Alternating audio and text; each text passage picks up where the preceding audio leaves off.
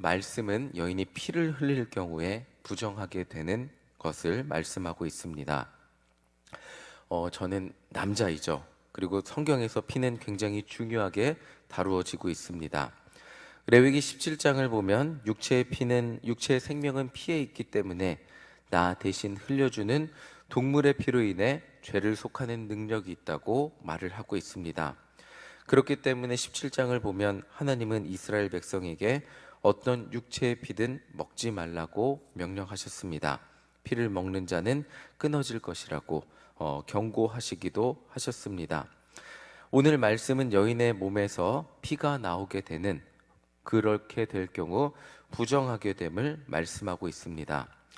사실 저는 남자이고 제가 평생 경험하지 못하는 일이기도 합니다.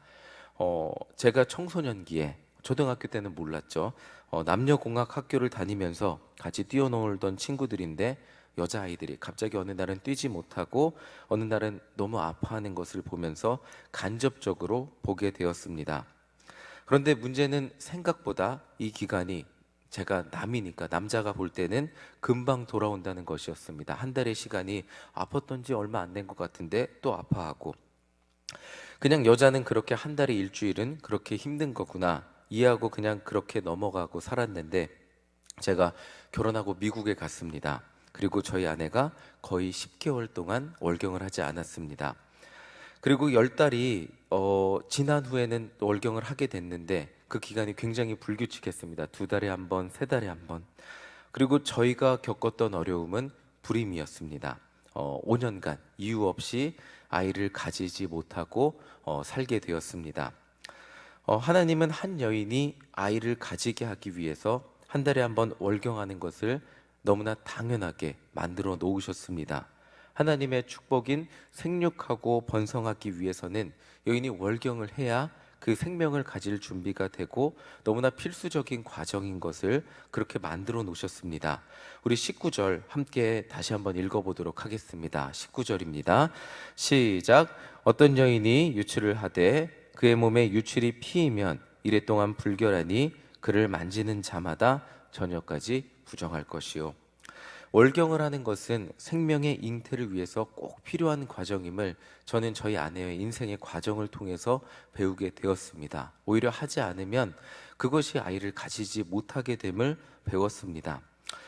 월경을 하는 것은 생명의 잉태를 위해서 꼭 필요한 과정인데, 그런데 성경에서는 여인이 유출을 하면 부정하다고 말을 하고 있습니다. 오히려 제 인생의 경험을 볼 때 유출을 하지 않으면 그 여인은 생명을 가질 수 없는 상태가 되기 때문에 부정해져야 될 것 같은데, 성경은 유출을 하는 여인이 부정하다고 말을 하고 있습니다. 우리 23절 함께 읽어보도록 하겠습니다. 23절입니다. 시작. 그의 침상 위에나 그가 앉은 자리 위에 있는 것을 만지는 모든 자도 저녁까지 부정할 것이며, 한 여인이 월경을 하는 그 기간 동안에는 여인과 접촉하는 모든 것이 부정할 것이라고 말하고 있습니다. 우리 24절 또 읽어보겠습니다. 시작. 누구든지 이 여인과 동침하여 그의 불결함에 전염되면 이래 동안 부정할 것이라.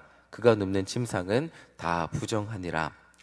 24절을 보면 이 기간에는 동침하면 안 됨을, 부정하게 됨을 말해주고 있습니다.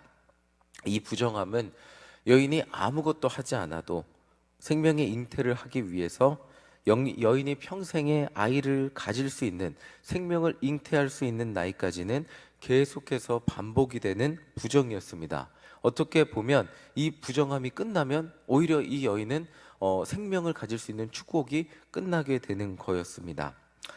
인간이 어떤 실수나 잘못을 해서 부정해지는 것이 아니라 여자로 창조되고 생명을 가지게 되는 그 축복의 권리를 누리며 살 때 너무나 당연하게 이 부정함이 반복되며 살아가게 되는 것이었습니다. 어떤 학자는 자료를 찾아보니까 이렇게 말하기도 합니다.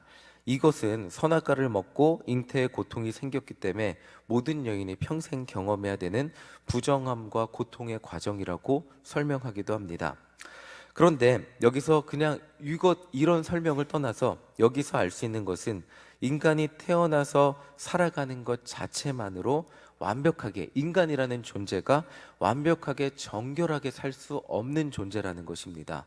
한 여인이 태어나서 그 삶이 청소년기가 되고 아이를 생명을 잉태할 수 있는 나이가 되면서 부정하게 됩니다. 그냥 한 달에 한 번 너무나 당연하게 부정하게 되고 다시 그 기간이 끝나면 정결하게 되고, 인간은 자기의 힘과 노력으로는 절대 평생 동안 정결하게 살 수 없는 존재라는 것을 알 수 있습니다. 그런데 하나님은 한 여인이 피를 흘림으로써 부정하게 되었다가 다시 정결하게 되는 그 과정을 통해 그 여인이 생명을 잉태할 가능성을 만들어 주시고, 현대 과학이, 그리고 그 생명을 배우면서 현대 과학이 밝혀낸 것은 그 과정이 있어야 아이를 잉태할 수 있는 것을 우리에게 고등학교 과학 시간만 되면 알 수 있도록 만들어 주었습니다.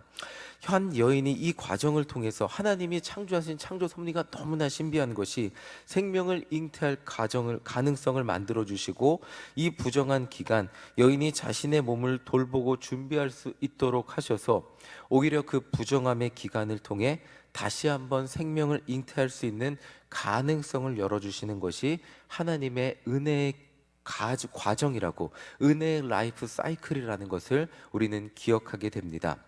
생명의 잉태는 한 여인의 몸이 부정함이 정결케 됨으로 시작이 되고, 하나님은 이 과정을 통해 한 여인이 받을 수 있는 가장 큰 복인 자녀의 복을 받게 하시고, 자녀 잉태의 축복을 받게 하시고, 이 과정이 이어져서 크게 보면 그 사람 모든 민족이 생육하고 번성하여 땅에 충만하게 되는 은혜를 누리며 살게 된다는 것입니다. 이렇게 하나님은 하나님의 은혜가 있어야, 인간의 부정함 가운데 하나님의 은혜가 인간 가운데 임할 때 복이 임하고, 그 민족이 복이 임해서 하나님의 그 축복의 상징인 생육하고 번성하는 복을 누리며 살 수 있게 되는 것을 오늘 말씀을 통해 보게 됩니다. 그런데 한 가지 문제가 더 있습니다. 25절 함께 읽어보도록 하겠습니다. 25절입니다. 시작. 만일 여인의 피의 유출이 그의 불결기가 아닌데도 여러 날이 간다든지 그 유출이 그의 불결기를 지나도 계속되면 그 부정을 유출하는 모든 날 동안은 그 불결할 때와 같이 부정한즉, 만약 여인의 유출이 이렇게 한 달에 한 번 정기적인 것이 아닌, 만약에 한 달에 한 번 정기적으로 했음에도 불구하고 피가 멈추지 않는다던가 그것과 상관없이 계속해서 피가 흐른다면 피가 멈출 때까지 그 여인은 부정하게 됨을 말씀하고 있습니다. 이 여인은 생명의 잉태와 상관없이 어떤 병에 걸린 사람으로서 그 피가 멈출 때까지 부정한 사람이 됨을 성경은 말해주고 있습니다.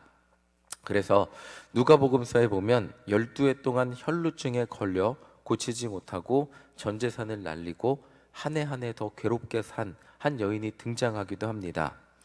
이 여인이 12년 동안 겪었던 부정함은 이 레위기 말씀을 이해하지 않고서, 율법을 이해하지 않고서는 우리는 이 여인이 겪어야 했던 고통과 아픔을 다 이해할 수 없습니다. 이 여인은 12년 동안 부정한 사람이 되어 다른 사람과 접촉하지 못한 채로 살아야 했던 여인입니다.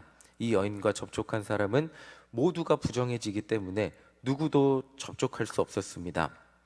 언제나 이 율법 설교가 어려운 이유가 무엇이냐면, 정결한 사람과 그렇지 못한 사람을 나누고 부정한 사람이라고 알려주고 끝나기 때문에 참 율법에 대한 말씀을 나누는 것이 어려운 것을 보게 됩니다. 어떤 여인이 병에 걸려 피가 멈추지 않게 되면 그가 하나님께 죄를 지었기 때문에 하나님께 제사를 드려서 치료받는 것이 아니었습니다. 그 피가 멈추면 그제서야 제사장께 나아가서 제사를 드리고 정결하다는 소리를 들을 수 있었습니다. 이 여인의 치료는 그냥 나서야 하나님께 나아갈 자격이 생기는 거지, 치료는 그냥 자기가 알아서 깨끗해져야 되는 것이었습니다. 율법은 그저 그렇게 정결한 사람과 정결하지 못한 자를 나누고, 정결하지 못한 자, 피가 흐르는 여인은 그냥 평생 동안 피가 멈추지 않으면 하나님께 나아올 수 없는 자임을 알려주고 끝내고 있는 것이 율법입니다. 그것이 율법이라는 도구입니다. 그렇기 때문에 오늘 율법을 공부하면서 예수님이 어떤 의도로 이 세상에 오셨고, 12해 동안 혈루증에 걸린 여인이 예수님을 만진 의미와 그 여인을 고쳐주신 그 예수님의 마음이 얼마나 큰지, 예수님의 사랑이 얼마나 큰지 이 율법을 공부할 때 다시 한번 깨닫게 됩니다. 율법을 공부하며 예수님의 사랑이, 그 고침받은 여인의 감격이 얼마나 컸을까 다시 한번 깨닫게 됩니다. 12해 동안 피가 멈추지 않는 그 여인은 그냥 하나님께, 율법에서는 버림받은, 어떻게 이 하나님께 나아갈 자격조차 없는 그런 버림받은 인생이었습니다.